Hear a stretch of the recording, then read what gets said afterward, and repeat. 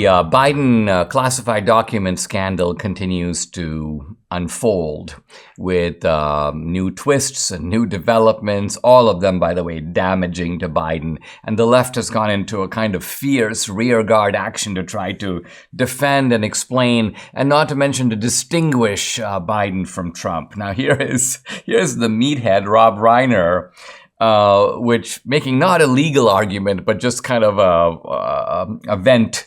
The difference between Joe Biden and Donald Trump is Joe Biden is a decent, law-abiding person, and Donald Trump is a pathologically lying criminal. So I think we can take this not really as a statement of fact or of law, but just a statement of emotion. But of course, lots of people on the left think this. They think that because that is the premise, basically Biden is one of the apostles, and Trump is really one of the demons in league with Satan. We don't need to investigate further. Whatever the facts are, we just have to twist them in such a way that we indict the bad guy, Trump, and we exonerate the good guy, Biden.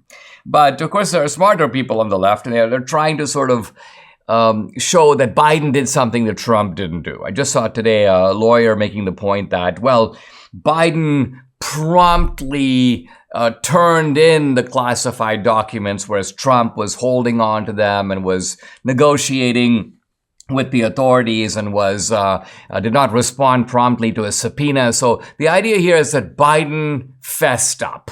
And this lawyer goes on to argue that that's the key. That's intent. A crime is driven by intent. Biden's intent was never to break the law. Trump's intent was to break the law. Now, first of all, this whole concept that Biden promptly fessed up is nonsense. The truth of it is that the Biden people knew about these documents for at least 2 months. And so they were figuring out how to handle this. They knew that this was a legal problem.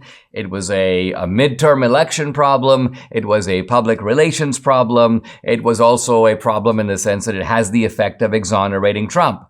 Obviously, if this is something that everybody does in the White House, Clinton did it, Obama's hanging on to some documents, Biden's got documents everywhere in his Corvette, in his garage, at the Penn Biden Center, in his office, outside his office. Well, then what's the big deal? What makes Trump why single out Trump? So the left knows all this. And so their idea is to try to show that Biden's behavior is somehow more virtuous. But as I say, the Biden people knew about this and they waited. They only fessed up, by the way, once the GOP took the House. And it's arguable, I'm not saying certain, that they thought now this is going to come out anyway, and it's better that we work with our friends in the media to get it out. We give the appearance that we're behaving ourselves. But look, this whole business of intent, I think, is completely misplaced in this case. Because what's the crime? Let's look at the statute. The crime is essentially, and this is from the left, not from me, the possession of classified documents. Well, if that's the crime, then how is it that Biden is off the hook? Well, Biden promptly reported it. So, imagine if I rob a bank. I then go to the cops right away and say, listen, I'm the first person to disclose to you that I robbed the bank.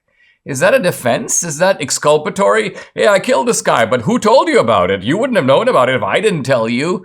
Well, that's not really a very effective defense against the murder charge or against the homicide charge. So the point I'm trying to make is prompt notification to the authorities of your offense doesn't really get you off the hook for the offense.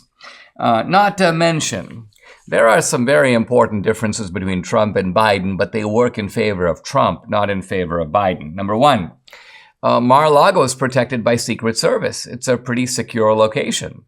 Not so with the Penn Biden Center, which doesn't have that. Now Biden goes, well, I always lock my Corvette, as if to say that's adequate protection for classified. I can leave documents in my car. I lock my car. Number two, the Biden Center is heavily subsidized with Chinese government money. Now, the New York Post reports, I'm holding the article right here, $54 million in Chinese gifts donated to UPenn, home of the Biden Center. Now, This is a whole new twist because it suggests the possibility, perhaps even the probability, that the Chinese sponsors of the Penn-Biden Center would have access to these documents. So national security is jeopardized in a very direct way, completely different from locked documents at Mar-a-Lago, in which Trump has lock and key, and then the FBI goes put another lock and key, and so there are two locks on that storage. The latest wrinkle, which I think is potentially very interesting, is that Hunter Biden, in one of his legal disclosures, this has to do with his sort of illegitimate kid case, Hunter Biden disclosed that, A, he was staying at the home, the Biden home, where documents were found, classified documents, and number two, he claims that he was a renter and that he was paying $50,000 a month, well, specifically $49,910 a month to his own dad. Now, first of all, the house isn't even worth that much. You wouldn't pay $49,000 a month. The house is worth something like $1.5 to $1.7 million. The rent should be probably around $8,000 or $9,000 a month. $49,000 a month looks to me like this is a way for Hunter Biden to funnel money back to the big guy. This is a way for the 10% to go to the big guy. So this is a way to move money within the family so that the crimes of Joe Biden can be covered up. Hunter's the front man, but the money ultimately gets back to the mafia boss. So this is something that and I'm glad to see that Merrick Garland is appointed as special counsel. Neither Debbie nor I thought he would. I think it's good that he has, and I hope that this new guy, Robert Hur, looks at this angle to see if this is a window not just into classified documents, but the Biden crime family racket.